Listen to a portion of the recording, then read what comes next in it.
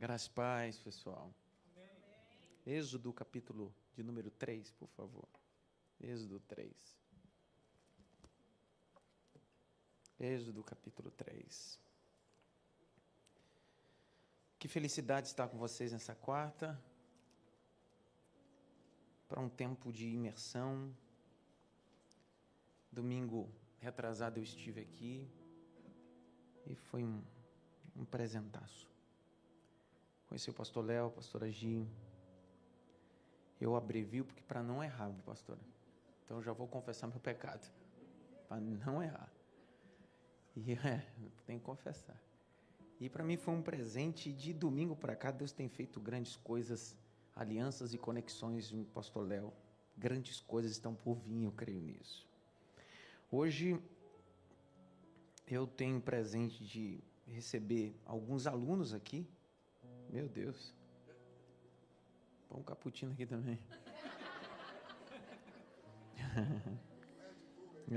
Estou me sentindo...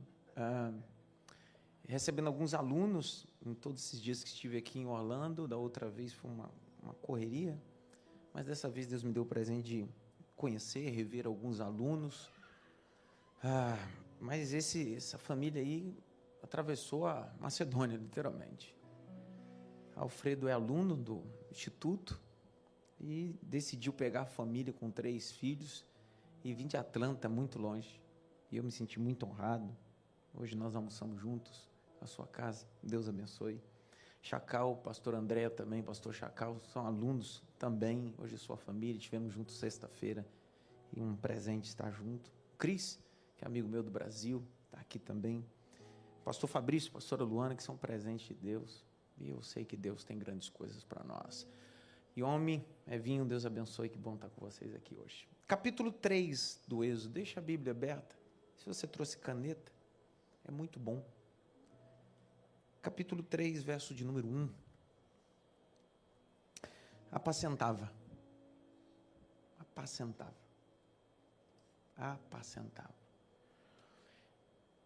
Se você tiver caneta aí, circula essa palavra, apacentava, ou apacentando. Lembrando sempre que o texto, dentro da sua etimologia, trabalha uma ideia de ação. Apacentava Moisés. Está em espanhol ali? Meu Deus. Apacentava Moisés o rebanho de Jetro. Circula aí, Jetro.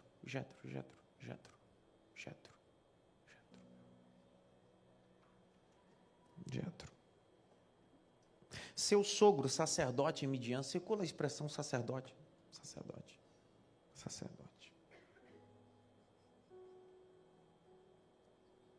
E levou. Circula a expressão levou. Se você tiver no smartphone, você pode usar uma função que possa destacar. Levou o rebanho onde? Aonde, pessoal? Vamos lá, pessoal. Para onde? Atrás do deserto. Então circula deserto.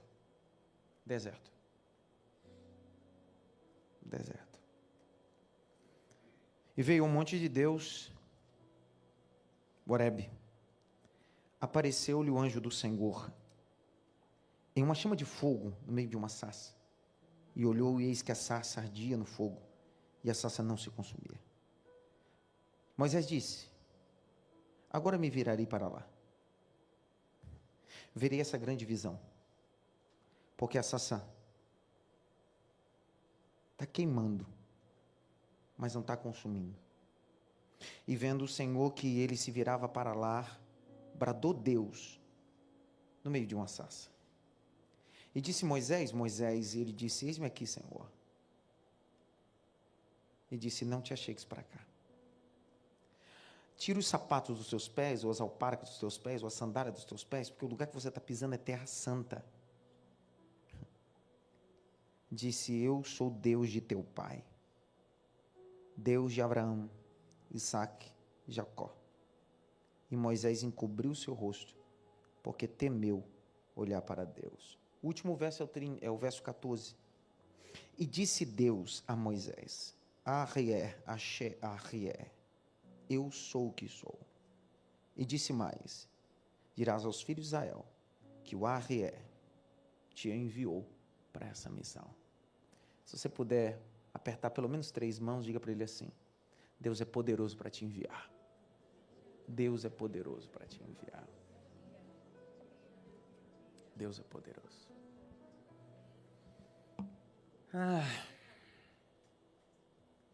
Você mordomo, em 40 minutos a gente entende essa guisa introdutória que o Espírito de Deus pode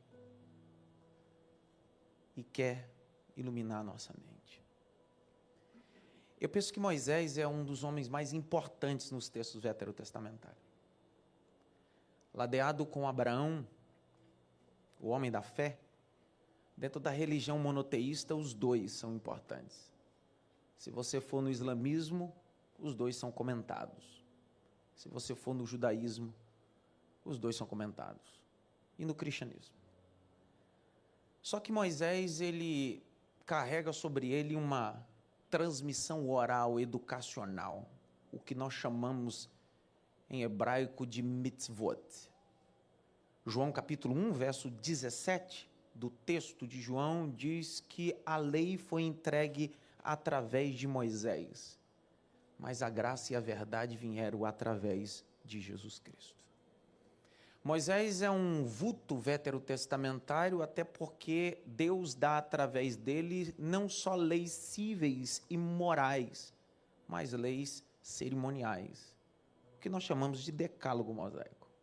Antes de Moisés, as leis mais importantes que regiam todo aquele ambiente na Mesopotâmia antiga era chamado de o que nós chamamos de Código de Hammurabi. São 280 leis. A cópia desses leis estão lá no Museu do Louvre, em Paris, na França. Entretanto, quando Deus dá a Moisés essas leis, Deus não está falando só de coisas cíveis ou morais. Deus está dizendo, você precisa entender sobre céu, princípio, incenso. Só que a história de Moisés está cercada com alguns detalhes e eu queria repartir com vocês, não dividir. Quem divide não acrescenta, quem reparte acrescenta. Por isso que a multiplicação dos pães, Jesus não dividiu, repartiu. É bom entender isso. Tem gente que a sua vida não prospera, porque em tudo que ele põe a mão, ele não compartilha, ele não reparte, ele divide. Então, a ideia essa noite não é dividir, é compartilhar. O texto diz que esse Moisés vai viver 3 períodos. Quantos períodos? Quantos? 3.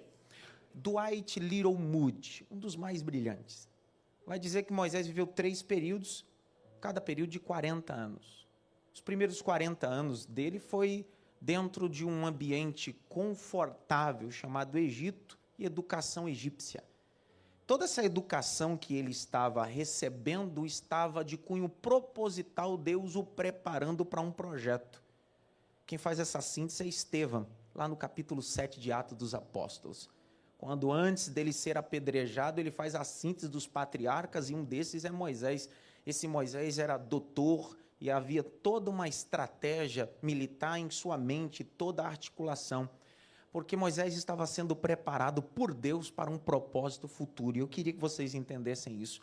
Não abortem esses ambientes têm a capacidade de lhe preparar para coisas importantes que o Deus do amanhã já está lá. É isso que as coisas fazem.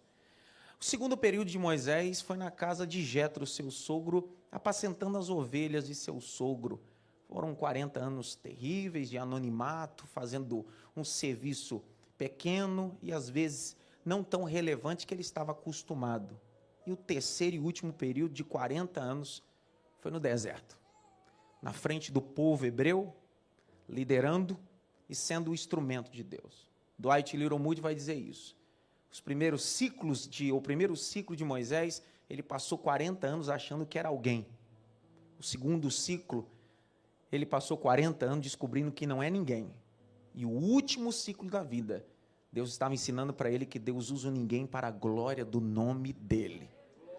Deus é especialista em nos abater quando a gente é soberbo demais, prepotente demais. Eu não sei se você está entendendo. Mas Deus sempre reserva para nós 3 períodos. Período que a gente acha que é alguém. Período que Deus decide mostrar para a gente que a gente não é ninguém. Mas o terceiro e mais importante, é esse que eu gosto. Deus olha para nós e diz assim, é assim que eu quero você. Porque tudo que você vai conquistar e realizar não é para a glória do teu nome, é para a glória do meu nome, eu sou o Senhor dos Exércitos. Entretanto, o capítulo de número 1, o texto diz que o povo estava subjugado. Shemote, Êxodo. É isso que leva o nome, saída. Grite bem alto, saída. Mais alto, Shemote. Mais alto, Shemote. Shemote, Êxodo, saída. Antes de sair, eu preciso entender por que eu saio. O texto diz que José levou o povo para lá e depois da morte dele, o faraó que vai se assentar no trono não conhece José. Isso aqui é desculpa a minha franqueza, tem gente que é brincalhão. Tem gente que só senta e só governa pela história dos outros. Ixi. Vou tentar falar de novo para ver se você entende isso aqui. Como é que esse faraó, que faraó não é nome, é título, como é que esse faraó senta no trono e vai se tornar rei e não conhece a história de José? Porque o Egito só é Egito, porque José governou em tempo de crise. Tem gente que desfruta da história de outras pessoas e não aprende nem valorizar a história das outras pessoas. E se tem uma coisa que a Bíblia respeita é historicidade. Vou de novo, a coisa mais importante que a Bíblia respeita é historicidade. Por isso que Mateus, quando está escrevendo aos judeus. E ele vai se decorrer, mergulhar o capítulo 1, do verso 1 ao verso 15, falando sobre genealogia. Ele não está igual João, apresentando Jesus, o encarnado. Ele está apresentando o Jesus que tem história. Ele é da linhagem de Davi, ele é da tribo de Judá. O que Mateus está dizendo, ele não apareceu do nada, ele tem história. E se tem uma coisa que a Bíblia é enfática em dizer, é valorize a sua história. Por isso que ela é sua. Não deixe ninguém desvalorizar aquilo que você viveu, que você passou, que você superou. A história é sua e ponto, acabou. Só que o texto diz que o povo está subjugado. E uma Joquebede vai gerar esse menino, e você conhece toda a história. Só que, de repente, aos 40 anos de idade, ele decide tomar decisões precipitadas. Escreva aí num pedaço de papel, ou num bloco de anotação, se você tiver. Eu preciso pensar antes de agir. Eu preciso pensar antes de agir. Tem gente que diz assim, não, eu não penso, eu tomo a decisão e depois eu pago para ver. Olha... Eu completei 20 anos de ministério esse ano e eu já fiz muita coisa assim, quebrei a cara. É melhor pensar. É melhor pensar. Isso na vida é melhor pensar. O pastor Fabrício vai distribuir umas folhas aí, você não risque nada nessa folha, mais umas 2 pessoas se puder distribuindo, enquanto ele vai distribuindo, você vai olhando para mim. Grite bem alto. Espírito Santo. Não, mais alto, Espírito Santo. Me ajuda. A pergunta é, me ajuda para quê e por quê?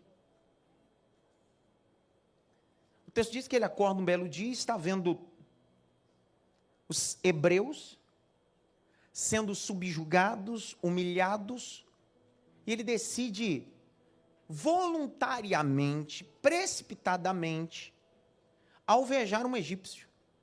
E quando ele vai alvejar um egípcio, no mínimo esse Moisés fez MMA ou algum tipo de coisa assim, porque o golpe dele foi fatal, levou o egípcio a óbito. É o capítulo 2 que vai dizer isso. E fora matar um egípcio, o texto diz que ele enterra na areia. Grite bem alto, na areia. Não, mais alto, na areia. Eu não sei você, mas eu amo os detalhes do texto. Porque naquela época não se enterrava ninguém na areia, nem na terra. Era em cavidades. Só que o texto diz que Moisés matou e enterrou na areia. E no outro dia, agora tem 2 hebreus brigando. E Moisés vai separar. Quando ele vai separar, o texto diz que um dos hebreus diz assim, queres fazer conosco como fizesse com o egípcio ontem, matando, enterrando aonde? E o problema da vida está aí. Que às vezes a gente vai fazendo coisas e escondendo na areia, e a areia tem um problema. Uma hora o vento sopra e revela o que eu escondi e não confessei. Vixe, vai dar problema agora. Num tempo de positivismo, de autoajuda, nós estamos vivendo alguns ajustes biblicamente. O que Deus sempre está narrando ao nosso coração é o seguinte, não seja precipitado. E o que Moisés está fazendo é sendo precipitado. Quem tem filho pré-adolescente sabe do que eu estou falando. Tudo que você vai falar para o seu filho pré-adolescente, ele sabe, sim ou não? Sim ou não? Tudo, ele sabe de tudo, ele conhece tudo. Eles precisam ser estudados pela NASA, quase. Eles sabem de tudo. Por quê? Porque nós também já fomos desse jeito, sim ou não? Sim. Só que a nossa diferença, naquela época, a gente não falava muito com os pais, mas a gente pensava, tinha vontade. Essa época não, eles já são mais expansivos, então eles são diretos, sabem de tudo. E aí a primeira coisa que a gente diz para eles é assim, ó, você vai ver, a vida vai moldar você. Hoje você tem opinião para tudo, mas a vida amanhã vai colocar um freio em você. Quem aqui já passou pelo período de adolescência, de juventude, hoje já está vivendo uma maturidade que começa a partir dos 30 anos de idade. A própria Bíblia vai chamar isso de maturidade. O sacerdócio só poderia começar a partir dessa idade. Por isso que Jesus só começou o ministério aos 30 anos de idade. Tudo está correlacionado de maturidade. Grite-me alto, maturidade. Existem coisas que hoje você não falaria. Existem coisas que você não tomaria decisões. Aquela briga com a sogra, se fosse hoje, deixa quieto. Aquela briga com o sogro, aquela briga com o cunhado, que às vezes perdurou tantos anos e até hoje tem um momento de esfriamento no relacionamento que você diz, cara, se fosse hoje, eu não tinha nem emprestado dinheiro, a culpa foi minha no final das contas. Eu não tinha nem feito isso e aquilo. Só que a vida é especialista em nos dar marcas, não feridas. Escute bem. A vida é especialista em nos dar marcas, não feridas. O que Moisés está vivendo quando ele está de forma precipitada, ele está antecipando momentos desnecessários. Você quer ver uma coisa? Pega essa folha que eu te dei, balança ela assim. Balança. Não, com força, vamos lá. Balança ela, está parecendo o teu filho pré-adolescente quando você fala com ele, sim ou não? Sim ou não? Igualzinho.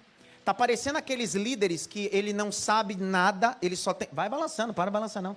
Parecendo aqueles líderes de igreja, de departamento, que nunca fizeram nada, só tem teoria. E quando você tenta ensinar alguma coisa para ele, ele diz, não, eu já li o livro de John Maxwell, eu já fiz o curso tal, eu já participei do seminário tal. Só que ele só tem teoria, ele não tem prática.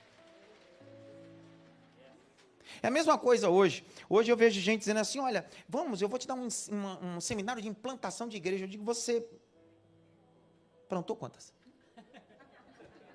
Pastoreou quantas? Quantas?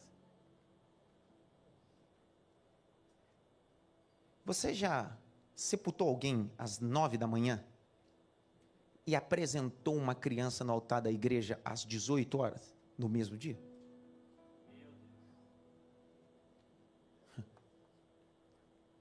Não. Você já se doou absurdamente por alguém?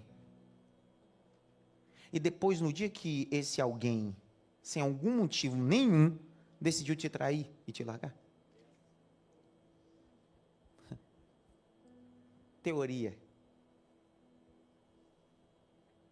Entra no Google agora. Se você tiver uma boa qualidade neurológica, você vai decorar expressões contundentes de Sigmund Freud, só que isso não vai te fazer um psicanalista. É o que nós estamos vivendo. Gente que faz, balança. Barulho demais.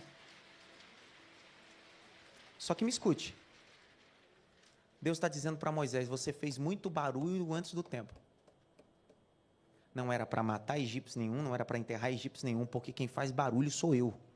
Vou de novo. Quem faz barulho sou eu, não é você. Então você vai para a casa de Jetro viver as marcas da vida. Porque quando você tiver marcas, aí sim eu me revelo a você. Pega essa mesma folha e amassa ela assim. Mas amassa mesmo. Isso é você. Mas amassa com força.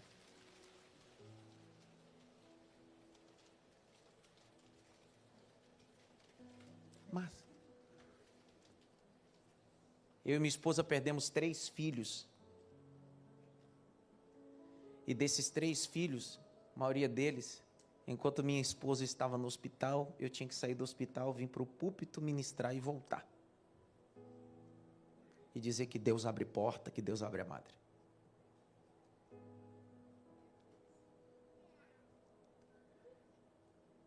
A vida te dá marcas, não feridas. Agora experimenta abrir esse papel. Abre.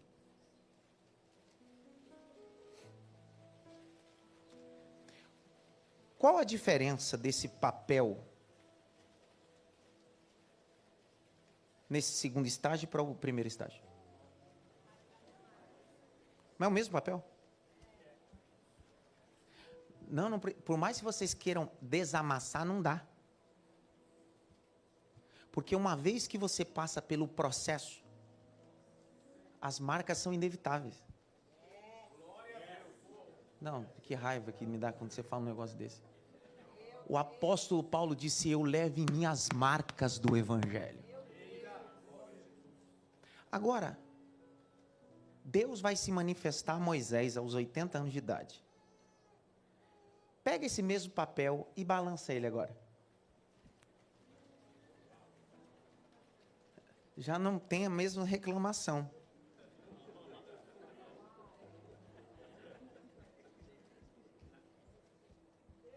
Quantas briguinhas conjugais no início era folha sem estar amassado, que era uma gritaria em casa. Depois que... só faltou falar o nome agora.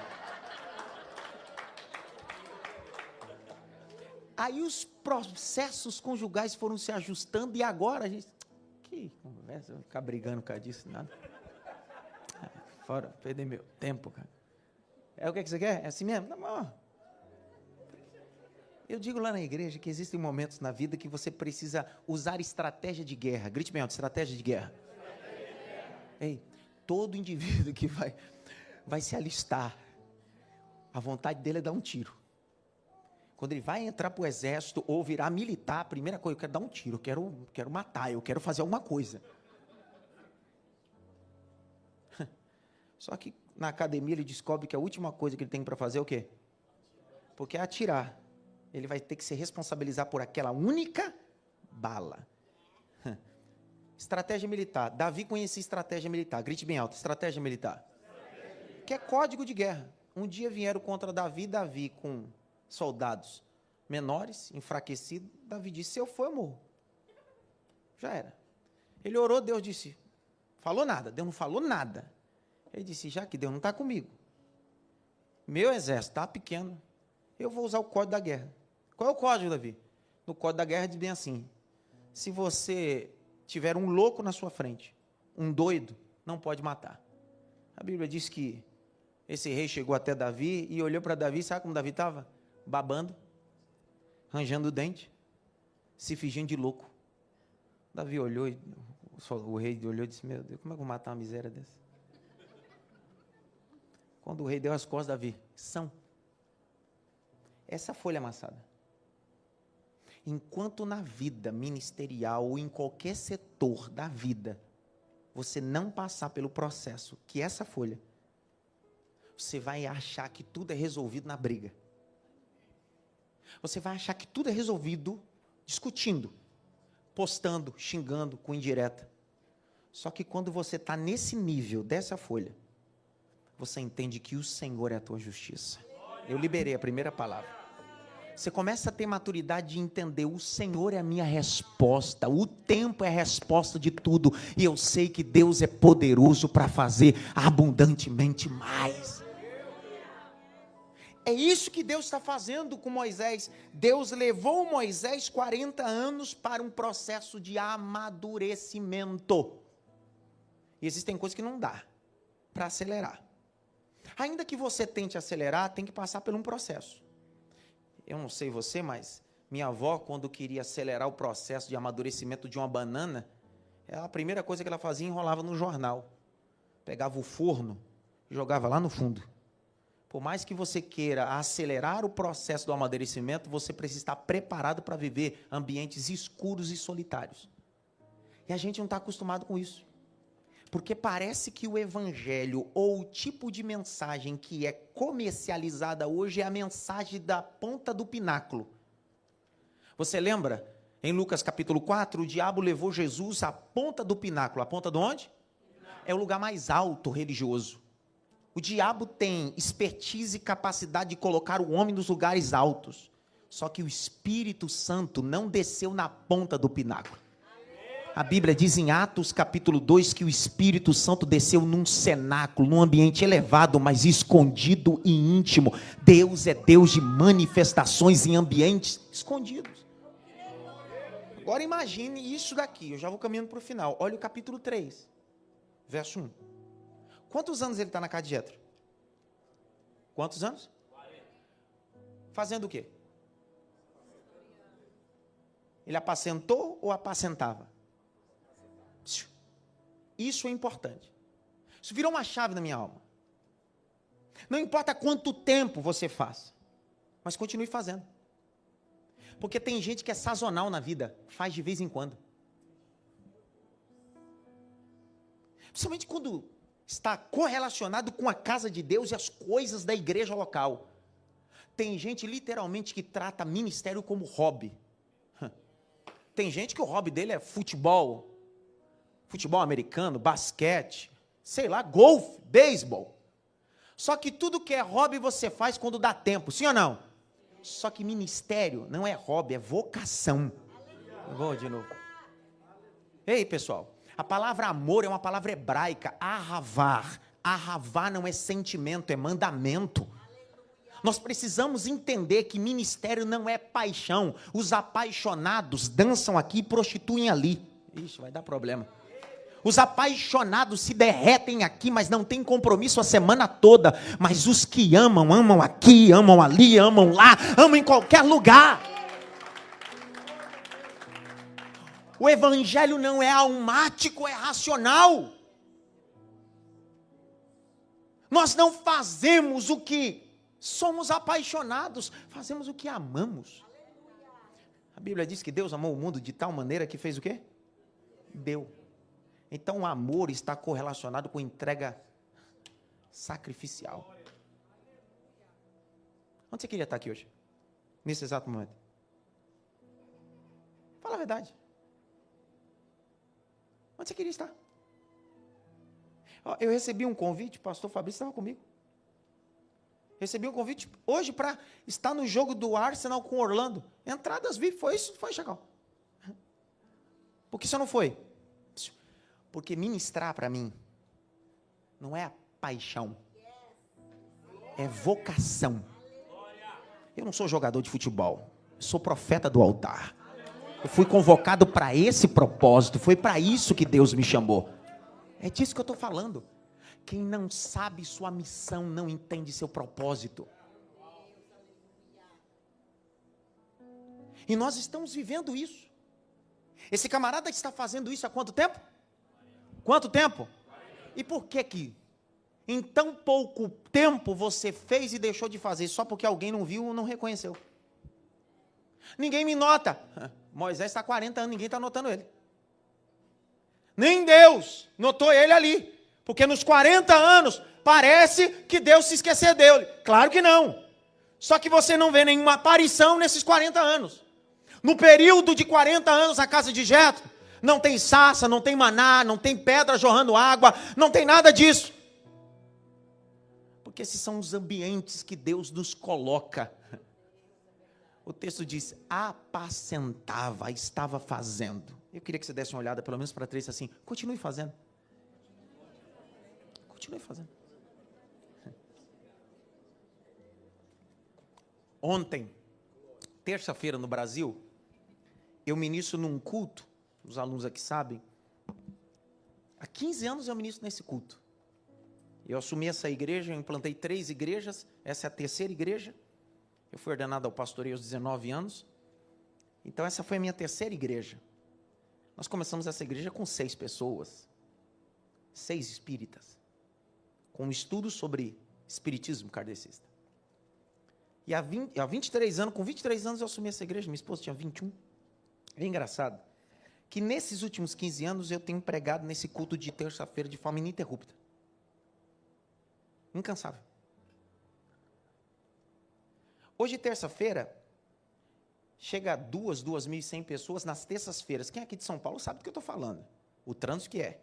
De terça-feira. Hora de pico. Marginal Pinheiros, Tietê, Radial Leste, tudo trava. Vocês sabem, quem é de São Paulo sabe do que eu estou falando. 8 horas da noite, começa o culto de mentoria. Vem gente, eu estou na Zona Norte. Vem gente da Zona Sul, Oeste, Bragança Paulista, Itaim Paulista, Itaí Bibi, de todos os cantos, direto do trabalho. Gente que é da igreja, gente que é visitante. E eu acabo às 22h30 e todo mundo tem que ir para casa, alcançar e no outro dia acordar muito cedo. Aí outro dia, pastor Léo, alguém disse bem assim, cara, qual é o segredo desse povo vir para cá ouvir você? Porque as pessoas sempre querem um segredo, grite bem alto, segredo. As pessoas estão cheias de querer receitinha. Sabe a receitinha que a vovó dava para outra e funcionava? Não, não. O reino de Deus não tem receitinha, tem propósito. A mesma empenho que eu tinha pregando para 6, 7, é a mesma pregando para 2.000 pessoas. E não importa quem seja o ouvinte, o importante é a semente. Foi isso que Jesus disse, o semeador saiu a semear. Se a terra for boa ou ruim, não é sua responsabilidade é semear. Por que eu estou dizendo isso? Porque existem momentos que Deus te coloca para viver períodos que as pessoas acham do nada. Não, do nada? Do nada? Alguém olha essa igreja, 2, 3 meses de inauguração, como é? Eu estou aqui há tanto tempo. Lembre-se que eu comecei dizendo que a unção respeita história. Isso. Vou de novo. A unção respeita história. A unção não respeita currículo. A unção não respeita se você fala inglês, espanhol, grego, hebraico. A unção respeita história. Onde tem história, a unção pesa. Acabou. Acabou. Então não fuja desses ambientes que vão te forjando. Não fuja desses ambientes que são um tratamento de Deus em todos os sentidos. Esse Moisés está apacentando. Quanto tempo? 40 anos. Está vendo o anjo? Não. Quanto tempo a gente vai fazer as coisas e não ver resultado nenhum? E não é porque eu não estou vendo que eu tenho que parar. Quantos estão comigo? Vou de novo. Não é porque eu faço 1 mês, 2, 3, não estou vendo nada, então eu estou no caminho errado. Pelo contrário. Você está fazendo, mesmo não vendo nada, está no caminho certo, porque Deus está forjando algo amanhã. Vou liberar uma palavra, se você puder levantar a mão, recebe essa palavra. Assim como Gideão malhava o trigo no lagar e não viu o anjo no primeiro, só que o texto diz que depois o anjo apareceu, assim diz o Senhor, o tempo de revelação chegará, o tempo de manifestação chegará. Não pare de fazer porque você não está vendo o resultado. Não, mas eu não estou vendo. E daí? É por isso que você é movido por fé. Você sabe quantas vezes, hoje nós temos no Brasil e no mundo quase 1.500 alunos. Você sabe, eu comecei dando aula para 5. Só que eu dava aula como se tivesse para 1 milhão de pessoas. Culto de mentoria que é de hoje, de terça-feira, os irmãos mais antigos dizem assim, um dia eu vou pregar nessa igreja. E vai ter jovens aqui, ó. E eu sem ambiente para andar. E eles todos com a Bíblia e caneta aberta. Se você for lá na terça-feira, todos com a Bíblia, caneta, anotando. Sabe por quê? Porque eu sei o Deus que está no meu futuro. Não fuja dos processos. Os processos são importantes na vida. Capítulo 3, verso 1. Apacentou? Hã? Olha o texto. Moisés, o rebanho de quem? De quem, pessoal? Presta atenção. Quantos anos ele fazia isso? De quem que era o rebanho? Espera aí.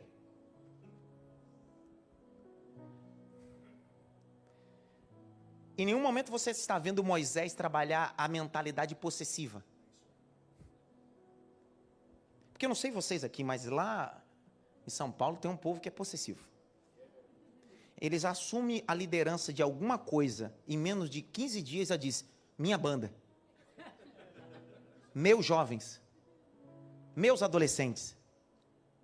Ó, esse cara está apacentando há 40 anos. De quem que é essas ovelhas? Esse é o problema. Por que a sarça não queima e Deus não se revela? Porque nós estamos fazendo e achando que isso é nosso.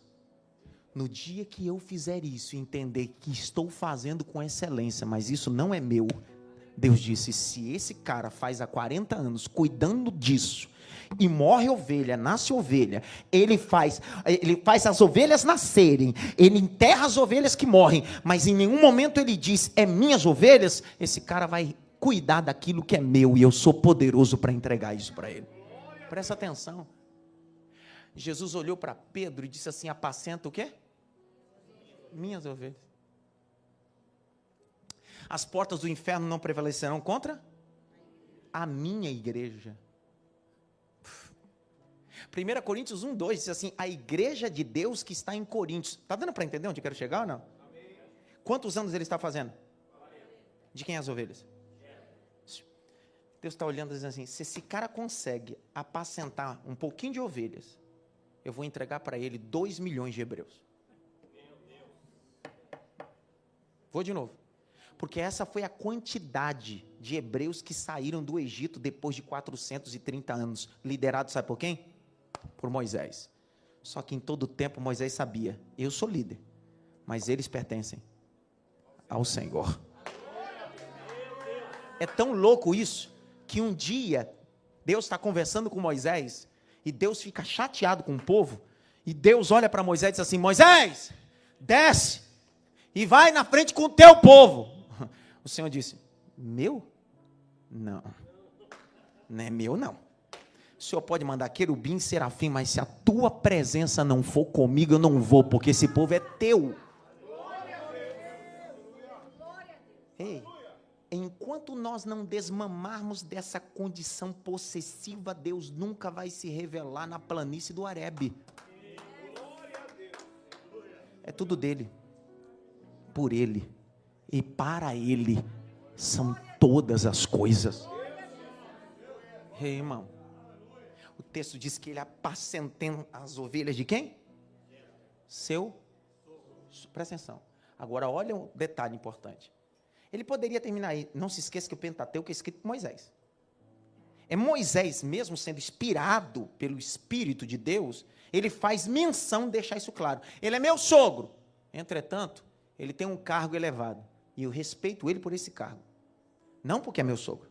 Porque como sogro, ele me deu o direito de se casar com sua filha. Mas ele é para mim muito mais do que um sogro. Ele é? Está cheio, Celinho, de Moisés querendo se revelar, mas ninguém sabe quem são os seus sacerdotes. Quem é teu pastor? Quem é teu sacerdote? Ninguém fala nada comigo. Dá uma olhadinha pelo menos para 3 assim.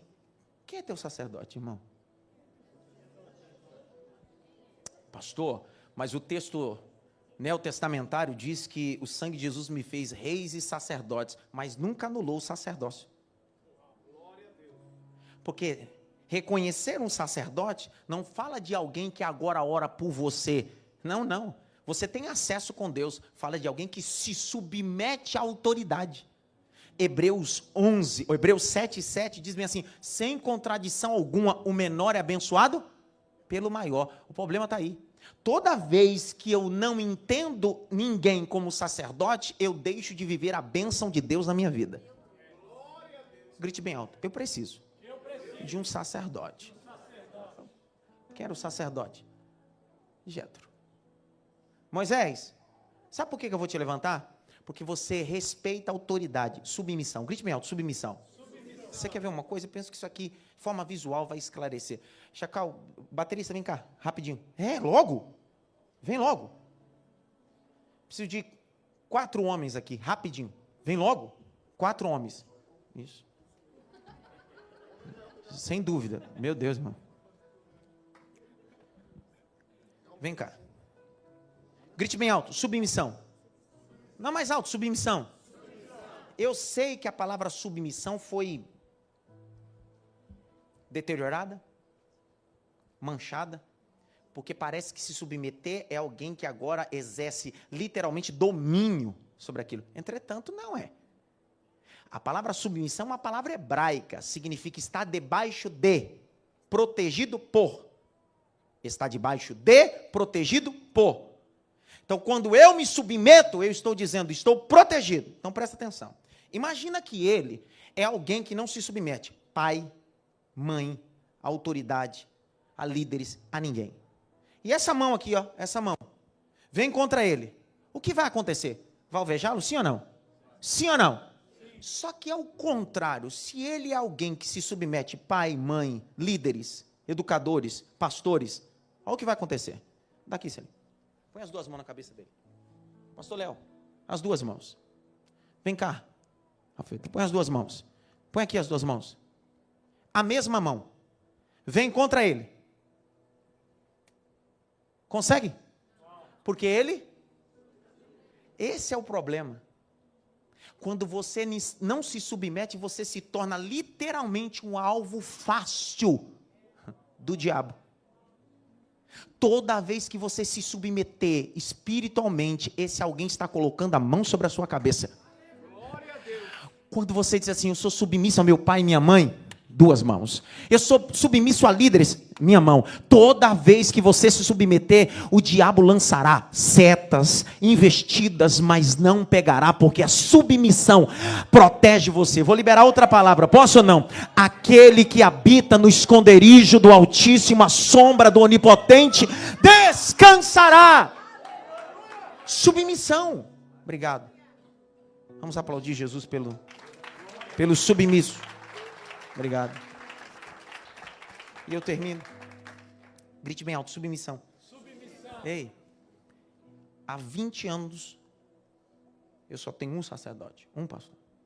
Mesmo sendo pastor presidente, eu tenho pastor que entrego minha primícia. Que ele abençoa meu casamento. Porque por mais que você seja um Moisés, se você não tiver um sacerdote, você está anulando 2 coisas sobre a sua vida. Pergunte bem, quais? O pão e o vinho. Vixe. Se a gente entender isso, fica tudo mais fácil. Eu não estou falando de sacerdotes controladores, eu estou falando de sacerdotes espirituais de Deus. Pastor, mas eu não sou como Moisés, eu sou como Abraão, eu estou debaixo de uma nova aliança. Que legal. Mas a nova aliança em Abraão não anulou o sacerdócio. Abre comigo Gênesis, capítulo 14. Abre aí. Gênesis 14. Verso 18. Gênesis 14, 18. Põe na tela para mim, por favor. Eu vou ler, se você der glória, tudo bem, se não der. Põe a partir do 17, para ficar mais bonito, gostoso, para ver se a gente entende isso. Voltando a Abrão da vitória sobre os reis que haviam aliado, o rei de Sodoma foi ao seu encontro no vale de Sevá. Isso era o vale do rei. Agora olhe só o verso 18. E então Melquisedeque, rei de Salém, sacerdote do Deus Altíssimo, trouxe pão e vinho. Agora olha o 19 para dar glória a Deus. E abençoou Abrão, dizendo, bendito seja Abrão pelo Deus Altíssimo. Eu posso ser um homem de fé, mas se eu não se submeter a um sacerdote, nunca terei na minha vida pão que representa fartura e vinho que representa alegria. Por que tem gente que está como Abraão, vivendo fé, mas não tem a capacidade de receber nem fartura e nem alegria? Deus essa noite está dizendo, é tempo de se submeter, porque aonde há submissão, há revelação. Êxodo capítulo 3. O texto diz que o Senhor aparece, olha lá. E apacentavam o rebanho sacerdote. Aonde? Atrás do deserto. Atrás de onde? Atrás de onde? Deserto. Pode fazer uma pergunta, sim ou não? Sim ou não? Ó, quantos anos Moisés vai viver no deserto? Quanto? E aonde Deus vai aparecer para esse Moisés?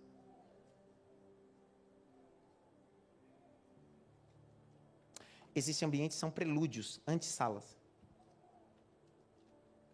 O texto diz que a sarça está queimando. Grite bem alto, queimando.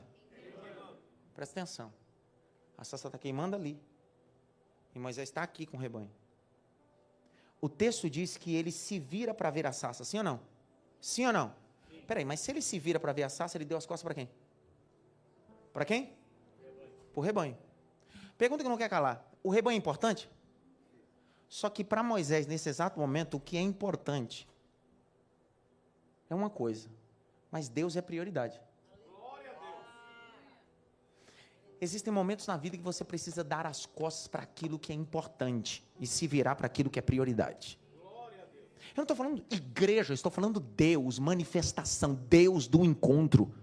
Às vezes a gente fica tão habitolado na submissão e etc. aqui nesse rebanho, mas Deus está dizendo, agora você está debaixo de uma revelação. Vire-se, aí quando ele vira, tem uma sarça queimando, não se consome. E aí dentro dessa sarça é Deus dizendo, eu sou Deus dos seus pais. Deus de quem? De quem? Você lembra quando ele acessou a casa de Jetro? Como é que a filha de Jetro apresentou Moisés, dizendo, esse homem egípcio, está escrito no capítulo 2, esse homem egípcio nos salvou na beira do poço. Por quê? Porque a vestimenta dele era egípcia, a cultura dele era o quê? Egípcia. Só que quando Deus se revela, Deus diz, você não é filho da princesa. Você não é filho de Faraó. Eu sei sua origem e sua linhagem. Eu sou Deus de teus pais. Quem é seus pais? Deus de Abraão, Deus de Isaac, Deus de Jacó. Eu sou Deus de história. Quando essa voz brada, ele vai indo em direção à sarça. Deus dá um brado, diz assim, tira as sandálias. Tira as sandálias. Pergunta que não quer calar. Tira as sandálias. Por que a gente passa a vida toda no ministério achando que Deus vai enviar um anjo ou colocar alguém na nossa vida para tirar as nossas sandálias? Deus está dizendo, é você que precisa tirar. Você pode ser apóstolo, bispo, semideus, quarta pessoa, você pode ser Moisés. O que Deus está dizendo é, tire você as sandálias. A gente fica com a mentalidade de fundo de garantia no ministério. É que eu estou há muito tempo, é que eu já tenho isso. Moisés tinha muita coisa, tem 80 anos. Ele foi gerado debaixo de um propósito. Mas Deus está dizendo, se quiser se aproximar, tire você.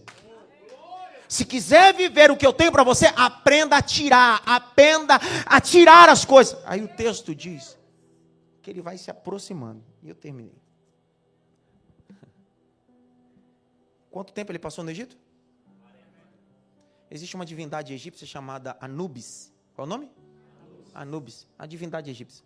O deus da morte.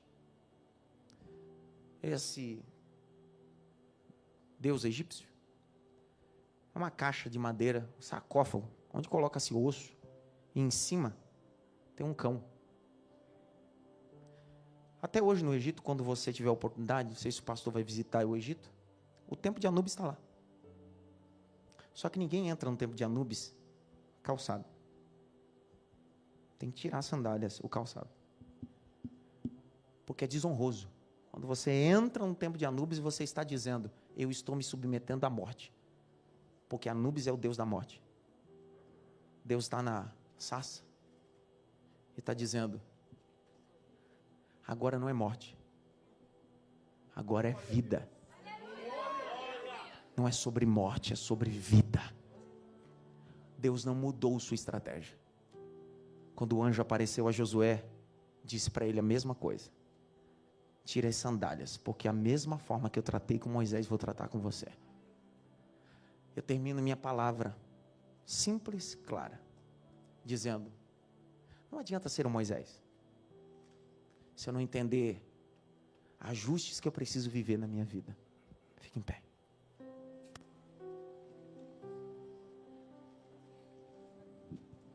Ajustes.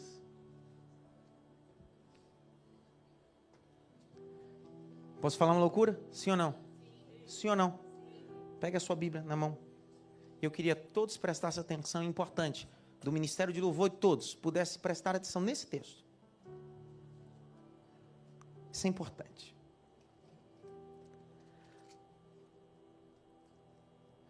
Deus vai falar o capítulo 3, Deus está falando no capítulo 4, está dizendo para Moisés, eu vou te usar.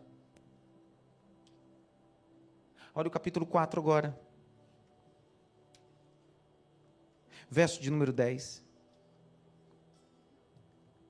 Moisés vai falar sua fragilidade. E não tem problema mostrar ou falar para Deus naquilo que você é fraco. É por isso que Deus nos escolheu. Porque a gente não é bom em tudo. Vou de novo. Por que Deus me escolheu, te escolheu? Porque a gente não é bom em tudo. A gente sempre tem as nossas fraquezas e limitações. Capítulo 4, verso 10. E disse Moisés ao Senhor, Senhor, não sou um homem eloquente, nem anteontem, nem amanhã. Não falo bem, porque eu sou pesado em palavras. Agora olha o verso 11. E disse o Senhor, quem deu a boca ao homem? Quem fez o surdo o mudo? Quem concede vista e torna cego? Não sou eu, Senhor? Olha o 12. Agora, pois, vá, e eu estarei com você, ensinando-lhe o que dizer. Deus disse que ia mandar um anjo para ensinar? Deus disse o que para ele? Eu vou te ensinar, sim ou não? Olha a resposta dele, é a mesma resposta que a gente dá, e a gente reclama da vida. E respondeu-lhe, porém, Moisés: Ah, Senhor, peço-te, envia outra pessoa. No verso 14 desse mesmo livro, Deus vai ficar irado. Grite bem alto: Deus se irou. Deus se irou porque Moisés disse sua fragilidade ou porque recusou ser ensinado? Eu sei do que estou falando com o pastor Léo, educador, seminarista e professor, eu sei do que eu estou falando. Existem pessoas na vida que amanhã vão pagar um preço muito alto, porque o Deus que se manifestou na planície do Horebe está dizendo: eu quis te ensinar, mas você decidiu terceirizar. Tem gente que tem comissões nos ouvidos, tem dificuldade de aprender, não anota, não se debruça. Aí alguém diz bem assim: qual a importância disso? O texto diz que Arão foi escolhido, sim ou não? No capítulo de número 33, quando Moisés desce do monte, depois de 40 dias, Arão tinha feito o quê? Um bezerro e o quê? A pergunta que não quer calar: se Moisés se submetesse a ser ensinado, Arão existiria? Bezerro existiria? Então não reclame do amanhã, quando você não se permitiu ser ensinado. Glória a Deus. Curve a cabeça. Pai, eu te dou graça por essa noite. Te dou graça porque o Senhor decidiu nos ensinar e nós aceitamos ser ensinados. Aceitamos a tua mão, aceitamos seu poderio. Pai, em nome de Jesus, nós queremos ser uma geração de Moisés, mas eu não aceito um bezerro que será construído e moldado dentro do povo. Chega, Senhor, de ser uma geração que só faz de vez em quando. Nós queremos fazer sempre, apacentar sempre, cuidar sempre, porque isso não fala de paixão, isso fala de amor, e amor é sacrificial. Eu abençoo tua mente, abençoo teu coração, abençoo tua família, no nome de Jesus. Que Deus faça os teus pés ligeiros como a corça, que Deus guarde o teu coração debaixo da graça, que você possa caminhar ao único destino, é o céu de glória em glória. Dê um abraço pelo menos em 3, diga para ele assim: você é o Moisés de Deus.